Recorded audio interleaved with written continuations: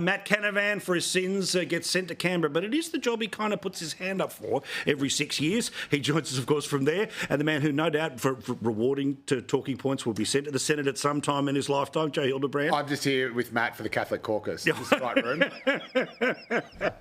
All right. Now, let's start here. Matt, we're going to fall right into where I suppose the super lefties want us to go, which is to be, three angry old blokes having a go at kids voicing their opinion. But I'm going to go there anyway, right, which is about these student strikes that are going to happen later this week. Now, again, these kids are being used just as they were by the Greens and other forces in the lead up to the last election because, remember the climate strikes? Well, the climate didn't magically get fixed because you got the government that you wanted, all right? China still exists, polluting plenty more till 2030, but all of the strikes stopped. So are the kids being exploited, or are the kids getting out there and speaking on the behalf of other kids that are dying in Gaza? Matt? Well, say a couple of things here, Paul. First of all, I really feel uncomfortable involving our children in this generational conflict that's occurring in the Middle East.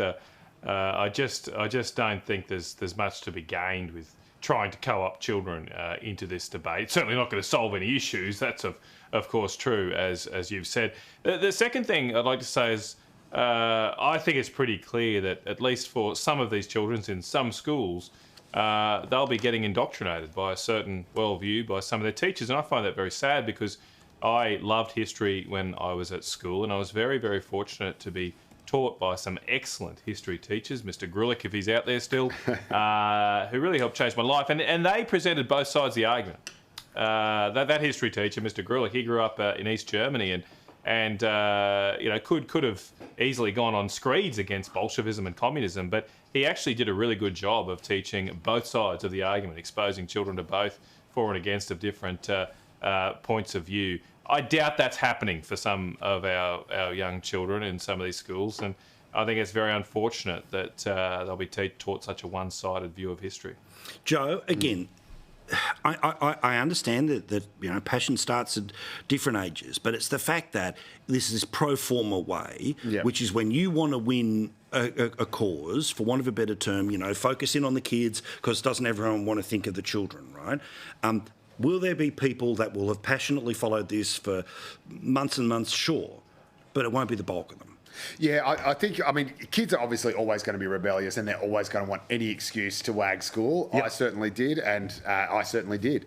I think my real concern is that you've got adults actively egging them on and, quite frankly, sort of almost pushing them. And by this I mean the Greens. I'm not sure if there's any activism in the classroom or not, but the idea that the Greens would actually sort of push them into a position where they are, by default, supporting a terrorist organisation that's revealed itself to be every bit as brutal and ugly and horrific as ISIS. And I think a lot of these kids will probably come to their senses later in life and think, oh my God, I can't believe I marched in support of Hamas. The other question is, because again, Hamas is the elected government of Gaza, and there is no getting away from that. It did not seize power. It was elected a very long time ago, and in the West Bank of Jerusalem, they're worried that Hamas would get elected if there are elections there. So, forgive me for interrupting, Matt. You're in the Sky News Canberra bureau now, right? Aren't you? Yep, I'm in the press gallery. Did somebody move Big Ben into the studio with you? Because all I can hear is a ticking clock that is constantly going off behind you. I don't know what's happening here. Well, I don't Someone's know about body that, clock, my body clock, but dear God, all I can hear is here. click, click, click. Like they're all going off at once. The clocks are very, very loud. It's the climate I don't know clock. why it is, but if you're in here on your own, it's quite disconcerting. But, it's like they're still set to daytime. Every day it takes, it's like school here. It's like school here, Paul. So you hear that second clock, it's like, it's so long till the end of the day.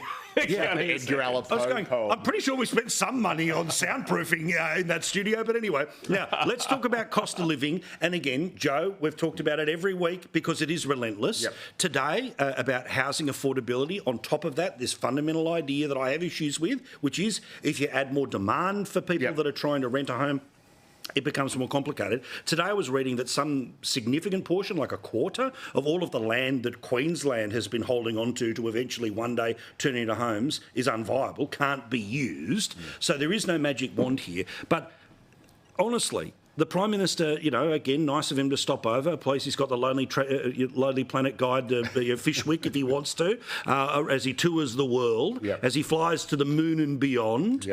But no real focus on this when Parliament returns. Yeah, look, I think it is just one of those things where it is difficult. The government has already had its fingers burned by over-promising in the election campaign, so it can't. So now it should under-deliver as a government. Well, I think it's probably going to be very wary of making promises that it can't keep. I think the situation has been worse, obviously, than I think pretty much everyone expected. We thought the rate hikes were it was just wishful thinking, but we thought the rate hikes were probably over, and then we got that higher than expected number in the lead up to November, hence the Cup Day hike. But again, I think it is a difficult circle to square because, there are concerns obviously about immigration numbers and housing supply. We need to get much, much, much more housing supply online ASAP. By the same token, we've got all these bottlenecks in the economy that are being that are holding up supply and therefore causing inflation to rise because we have skills shortages, we don't have enough workers to do jobs. So it is a very difficult one. People often raise the number of students coming in. Well, that's a big export for Australia. We're selling them our education. Yes, they're here when we sell it to them, but they spend their money and they pay big money to do it. And that's money that can then be used to spend on Australians. So it is a difficult one.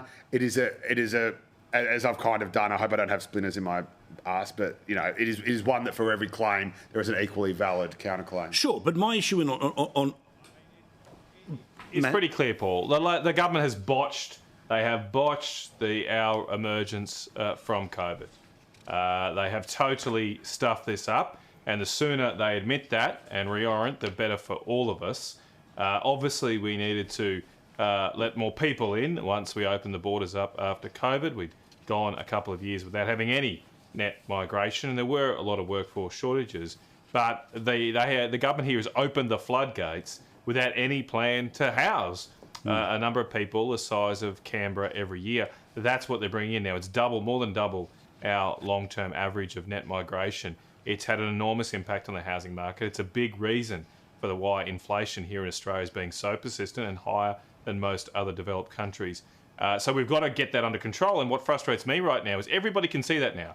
Blind Freddie can see it. You might give the government maybe a little bit of slack given the uniqueness of COVID and the need to open up afterwards. But you shouldn't be giving them any slack now that their pig-headed refusal to recognise that this is the cause of so much pain and they need to restrain the migration numbers going forward. There's no evidence they're even considering this or reviewing it. They're just leaving these floodgates open and it's getting worse and worse and worse.